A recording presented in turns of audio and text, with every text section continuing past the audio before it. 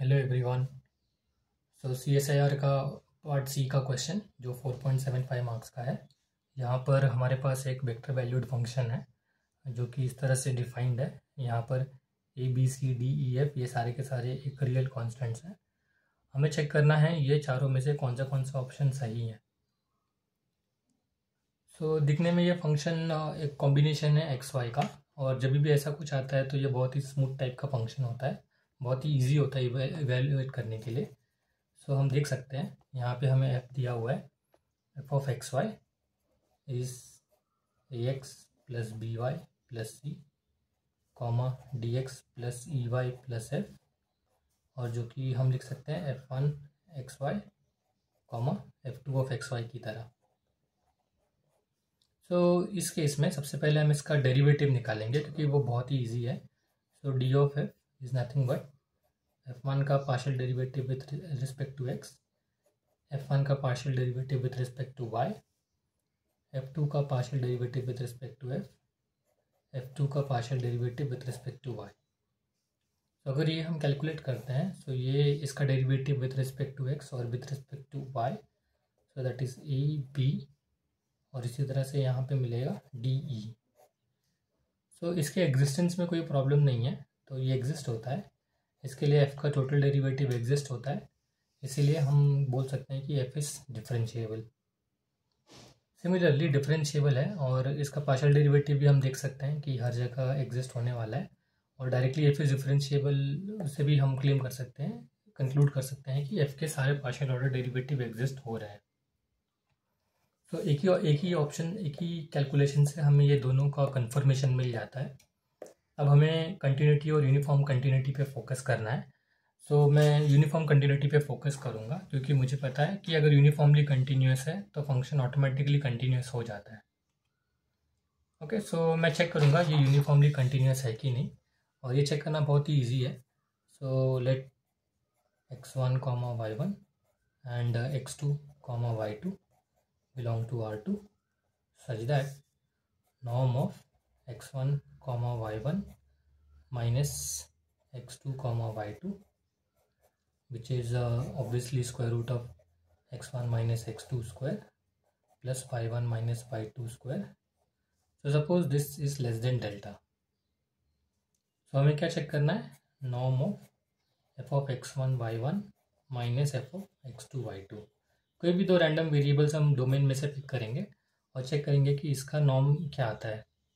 So this is norm of f का definition हमें पता है यहाँ पर a times x plus b time y plus c।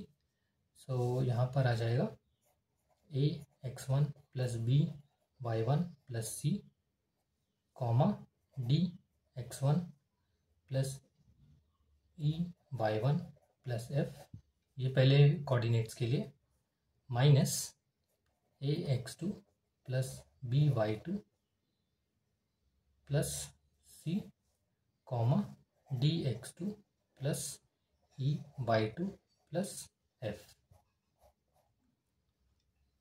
Okay, so मैंने जस्ट सब्स्टिट्यूट किया है इंडिविजुअल वैल्यूज। सो अभी मैं फर्स्ट कोऑर्डिनेट को सब्ट्रैक्ट करूँगा तो मुझे मिलेगा which is a of x1 minus x2 plus b of y1 minus y2, ये हमारा पहला कोऑर्डिनेट है।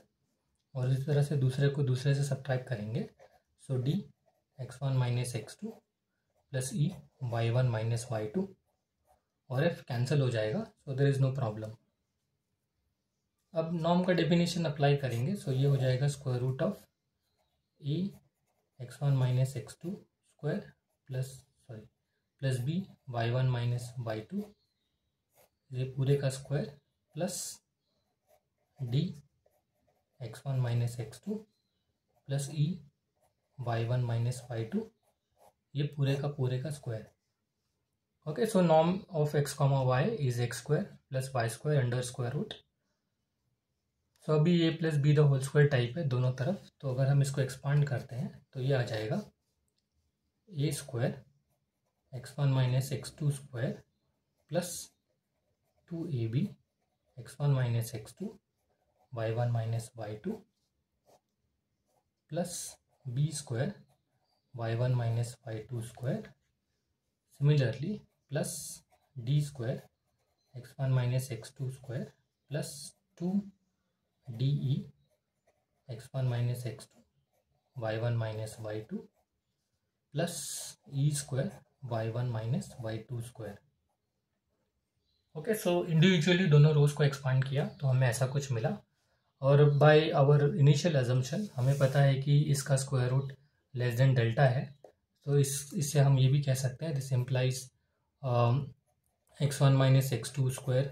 ये भी हम बोल सकते हैं कि यहाँ से भी हम mod of this is actually less than और इक्वल टू डेल्टा मिल जाएगा। सो वो मैं यहाँ पर पुट करूँगा, तो this is square root of this is strictly less than A square delta square, so plus 2ab individually delta delta से छोटा है, तो delta square plus B square delta square plus D square delta square plus 2DE delta square plus E square delta square. तो सभी में से delta हम common ले लेंगे, सो और बाहर ले लेंगे, so that is delta times square root of, so अंदर बचेगा A square plus 2ab plus B square plus D square plus 2DE plus E square, and that is nothing but some constant multiple of delta, where c is square root of a plus b the whole square plus d plus e the whole square। so हम क्या करेंगे, choose delta equal to epsilon upon 1 plus C, क्योंकि ये zero भी हो सकता है, इसके लिए मैंने 1 प्लस सी ले लिया, that is greater than zero. So therefore ये अगर हम यहाँ पे पुट करते हैं तो ये less than C upon 1 plus C times epsilon, and that is strictly less than epsilon. तो इसलिए हम इस केस में सिंपल कैलकुलेशन से और थोड़ा बहुत अलजेब्रिक एक्सपांशन से कंक्लूड कर सकते हैं कि जब भी ये लेस देन डेल्टा है तो इसका corresponding F less than epsilon है। तो ये कोई भी दो रैंडम वेरिएबल के लिए वैलिड है, इसीलिए हम बोल सकते हैं कि F is uniformly continuous, hence F is also continuous. तो ये केस में चारों ऑप्शन हमारे सही हैं। Okay, thank you.